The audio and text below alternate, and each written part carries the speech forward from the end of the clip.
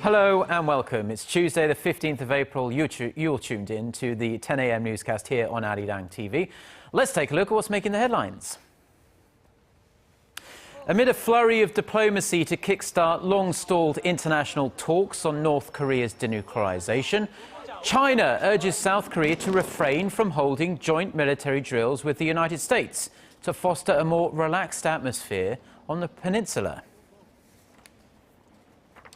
Korea's financial watchdog convenes an emergency meeting of the nation's commercial bank chiefs to demand they clamp down on corruption and information leaks amid a recent spate of incidents. Plus, Ukraine's president is calling on the United Nations to send peacekeeping troops to eastern Ukraine, where Russian separatists continue to occupy local government offices. But let's begin with the ongoing diplomatic efforts to resume the long-stalled multinational talks aimed at ending North Korea's nuclear weapons program. China's top nuclear envoy is now in New York City, where he's meeting with the US point man on North Korea, following his meetings last week with Seoul and Pyongyang's top nuclear officials. Yoo Li-an starts us off. The top nuclear envoys of China and the United States met for over 3 hours Tuesday morning for the first of their 3 scheduled meetings. While the two did not answer any questions following the meeting, diplomatic sources in New York say the two discussed ways to stop Pyongyang from carrying out additional nuclear tests. Ever since North Korea threatened last month to carry out a new form of nuclear test, tensions have been running high in Northeast Asia. Chinese nuclear envoy Wu Wei and his U.S. counterpart Glenn Davies are to meet again in New York on Wednesday and again in Washington on Thursday, during which Wu is expected to debrief Davies about his visit to the North Korean capital last month. Based on Pyongyang's stance, they are to discuss ways to resume the 6-party talks on denuclearizing North Korea. The 6-way talks, which involve the 2 Koreas, the United States, China, Japan, and Russia, have been stalled since 2008. The bilateral meeting between China and the U.S. is the latest in a flurry of diplomatic activities in recent days. Prior to his visit to New York, Wu met with his South Korean counterpart to discuss similar issues. There, diplomatic sources in Beijing say he requested South Korea refrain from holding joint military drills with the United States, saying the drills are a stumbling block towards resuming the 6-party talks.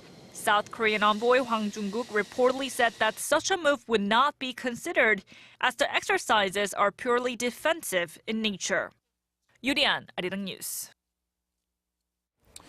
A team of US experts have joined an investigative team on the 3 suspected North Korean drones recently found crashed in South Korea. Citing an official from the Defense Ministry, Seoul-based Geunhye news agency reports that several US experts arrived in Seoul on Monday and were briefed on the interim investigation by South Korean officials.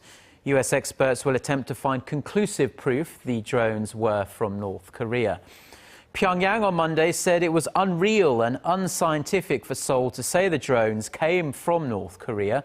The North's National Defense Commission also suggested setting up a joint investigative team on the incident. The 3 unmanned aerial vehicles were found in Paju, north of Seoul, on the western island of Baekryong-do and in Samcheok, Gangwon-do province.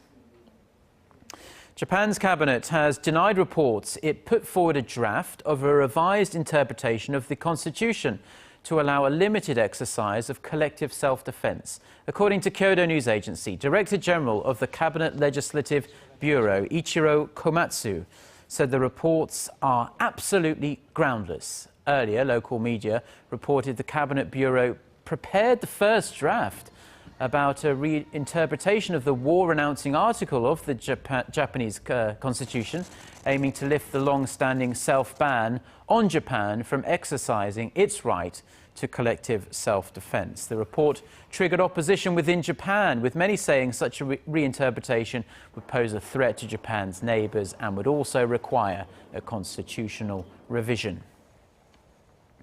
Over now to South Korea's National Assembly, where lawmakers remain at loggerheads over key bills during the current April session. And in a bid to break this deadlock, the ruling Saenuri Party says the opposition party needs to compromise as it did when it was the minority party under previous administrations. Ji Myung-gil reports.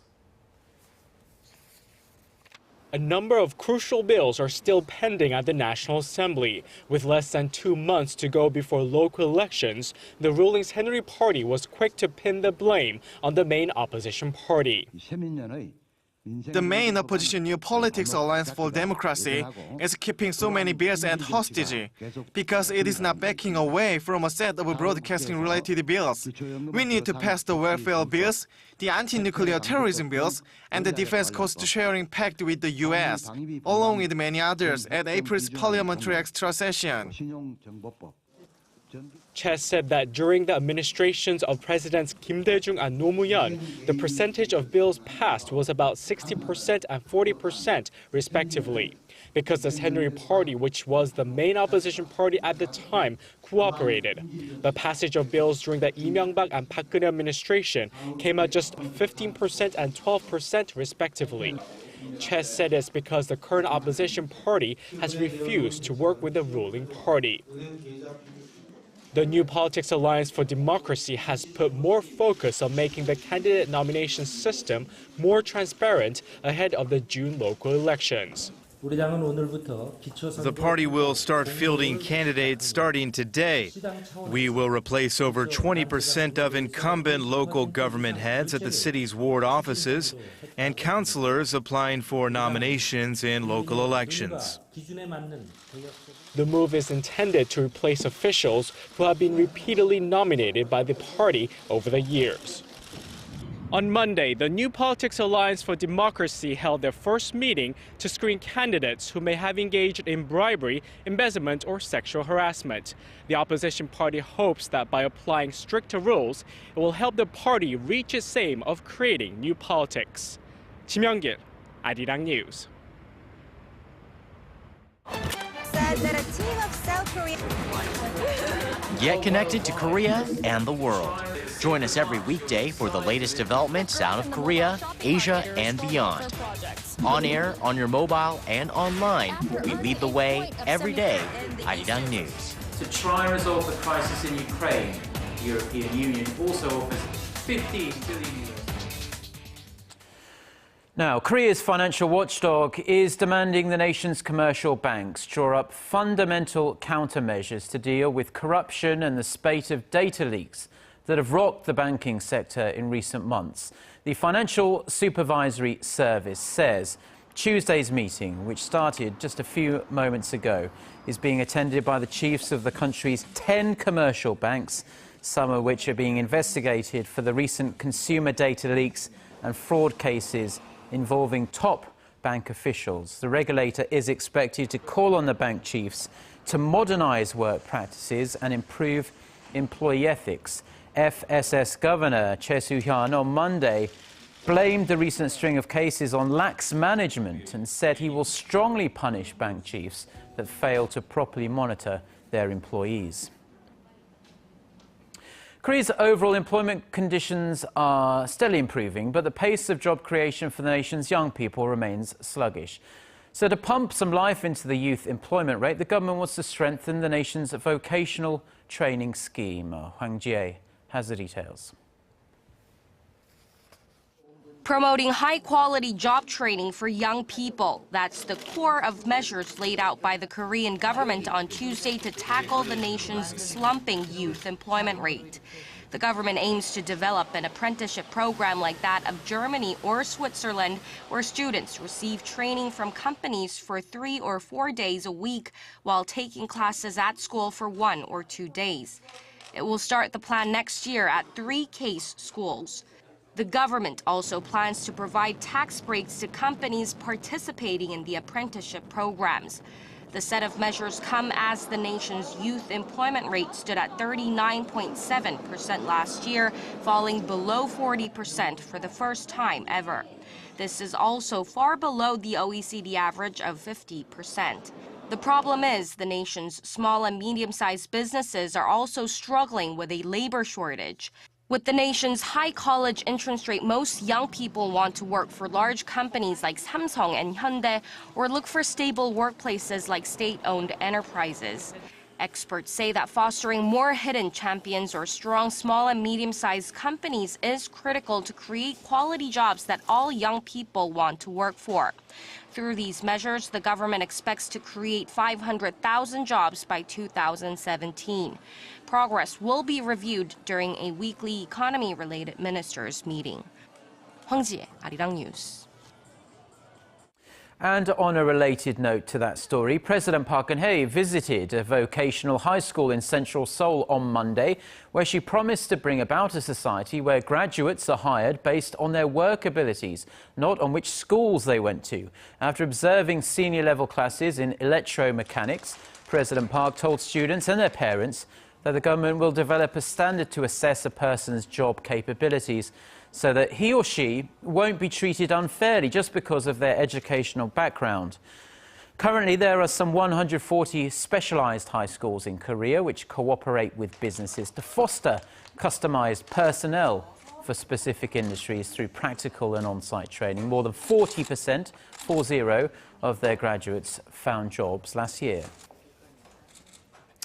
Now, over 100,000 people this year alone have proven their desire to work at Korea's top conglomerate, Samsung, by taking the Samsung aptitude test.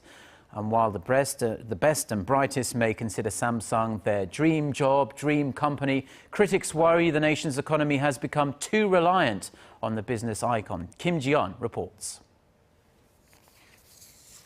On an early Sunday morning, this large group of people is heading toward a local school ground.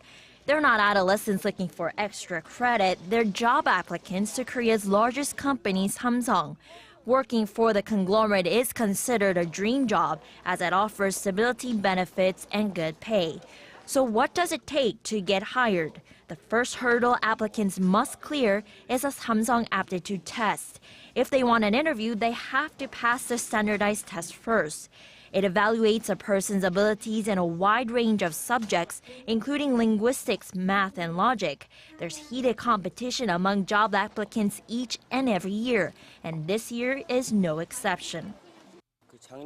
I could have graduated college late last year, but postponed it to study for the Samsung aptitude test. I even took classes to get a good score. Since the beginning of the year, more than 100,000 people have applied for employment at Samsung, but just around 4,000 are expected to land a regular paying job. That means that only 1 out of 20 people will get in. Reflecting this fervor to get a job at Samsung, there's a variety of workbooks on every subject of the Samsung aptitude test, illustrating just how much influence the Korean conglomerate has on the Korean economy and society. Samsung Group's total market value was more than $286 billion in 2012, comprising nearly 26% that of all listed companies in Korea. At the same time, combined operating profits of Samsung and its affiliates were nearly 16% of the listed companies in 2012, at around $29 billion. Market researcher CEO Scores suggests a need to find ways for other Korean companies to boost their revenues as well. They highlight the risks to the Korean economy if Samsung faces external risks that hurt their profit margin. Kim Ji-yeon, ARIRANG News. Now, domestic violence against children has been catapulted into the spotlight with the sentencing of 2 stepmothers who beat their stepdaughters to death. However, the vast majority of offenders on record are the child's own parents. Son Jung-in takes a look at the continuous rise of child abuse cases here in Korea. According to the Ministry of Health and Welfare, the number of child abuse cases reported last year amounted to 6,800, up nearly 400 cases from a year earlier. But the actual figure is estimated to be far higher, considering those that go unreported.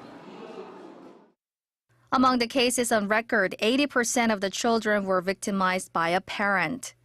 Biological fathers were the most common abuser, accounting for 41%, followed by biological mothers at 35%, and stepmothers and stepfathers at 2% and 1.6%, respectively. If they weren't being abused at home, the most common place was at child welfare centers or daycare centers, where nearly 10% of cases were reported. 40% of the victims said they were abused almost every day. The harsh reality is that similar findings are reported every year, but nothing is done to address the problem. The most recent cases, in which 2 women received 10 and 15-year prison sentences for beating their stepdaughters to death, has shed even more light on the problem.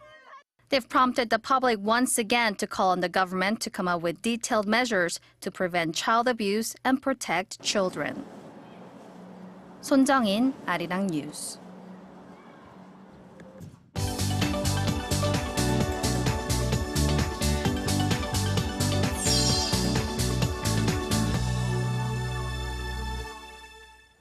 Time now for a look at the international headlines we're following at this hour. For that, we connect live to our Eunice Kim, standing by at the news center. Good morning to you, Eunice. Now, the deadline for surrender has passed in Ukraine, but still no sign yet of this promised government crackdown on pro-Russian separatists we hear about in the east of the country.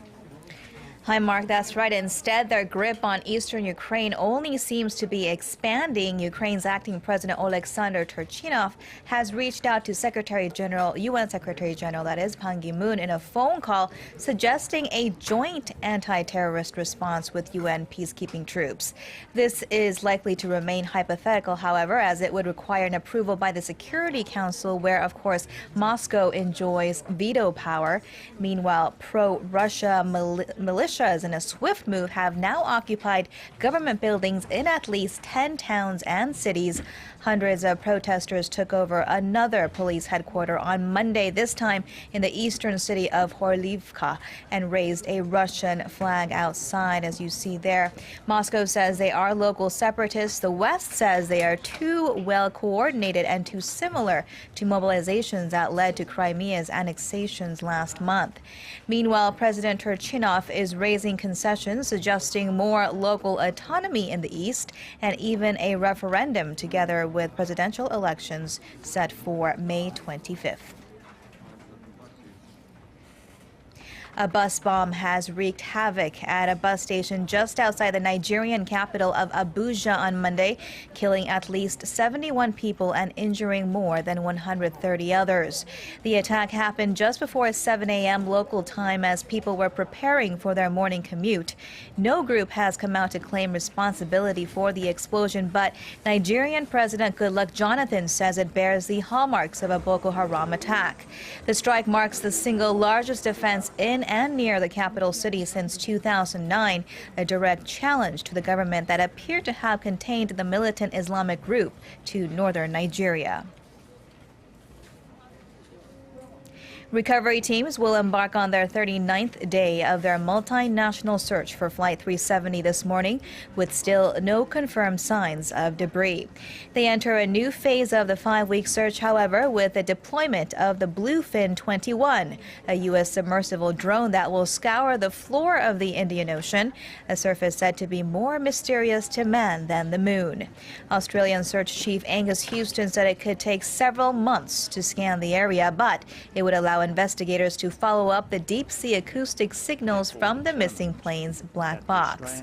Meanwhile, CNN reports the phone of the co-pilot made contact with a cell tower in Malaysia around the time the plane disappeared from radar, citing a U.S. official, affirming the idea that the plane was flying low enough to capture a signal from a cell tower.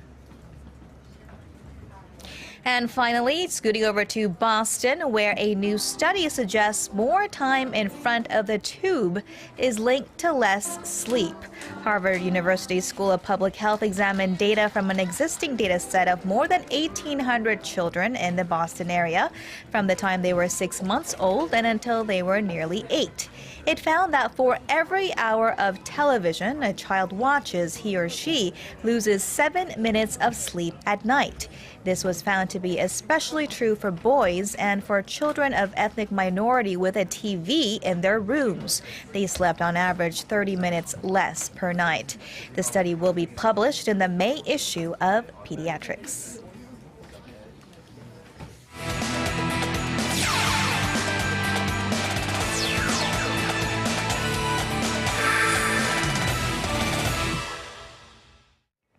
And a good Tuesday morning to you all as we kick things off in figure skating. Now, it seems like it's not just the fans of Kim Yeon-an or the Korea Skating Union who are unhappy with the president of ISU, Otavio Cinquanta.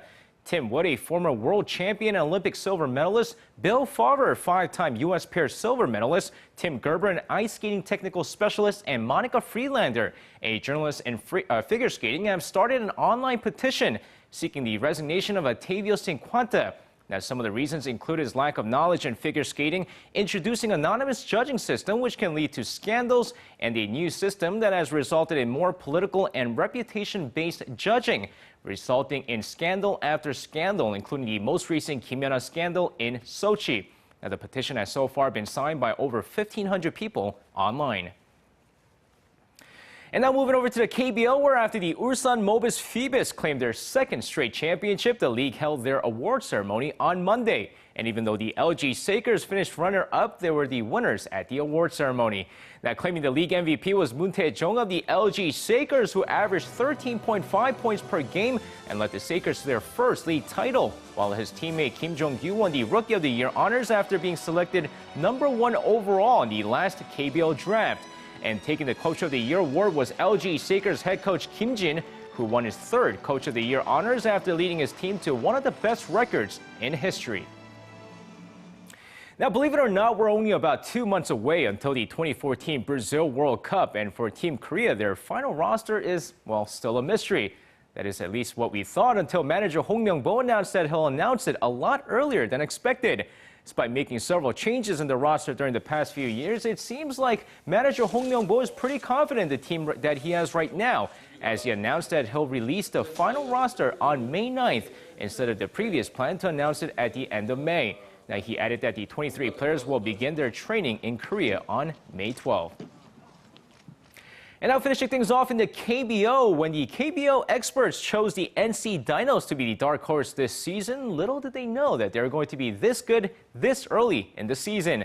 And while the SK Wyverns seem to be running away with the first place lead early on, the NC Dinos, who recently swept the LG Twins in the 3-game series, find themselves in first place. And while it's only their second year in the KBO, veteran players who were picked up this past offseason have really been a huge help. Meanwhile, the LG Twins, who finished second in the 2013 regular season, find themselves in last place, trailing the NC Dinos by 4 games. And that's going to wrap it up for me. This has been SJ. Have a great rest of the day, and see you guys again for your sports needs.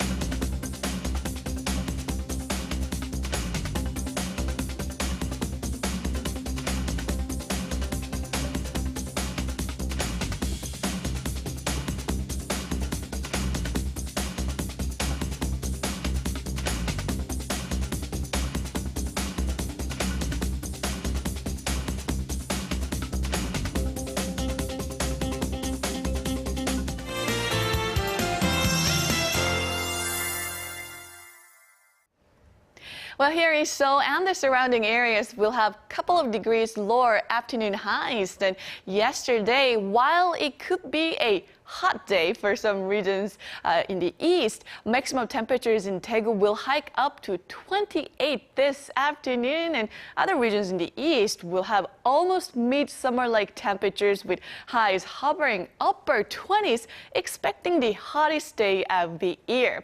And AM fog will give way to lots of sun in the afternoon, which means it's essential to put a good amount of sunscreen. And as we can see, the UV levels will be moderately high down south, so don't forget to apply a good amount of sunblock before heading out today. And try to enjoy this warmth and the sun before conditions turning more unsettled on Thursday with nationwide showers. With that in mind, let's take a closer look at the readings for today.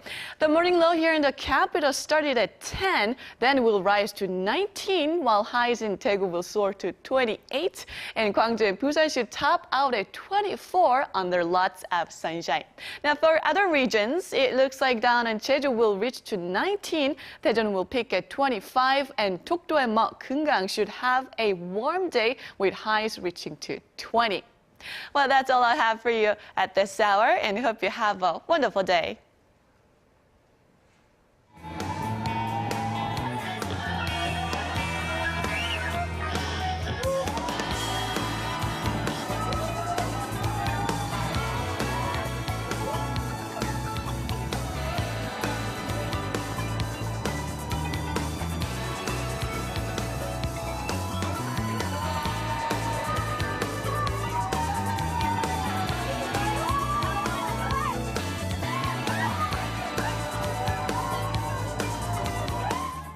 And that's all the news we have for you at this hour. We'll be back again at noon Korea time. Until then, goodbye.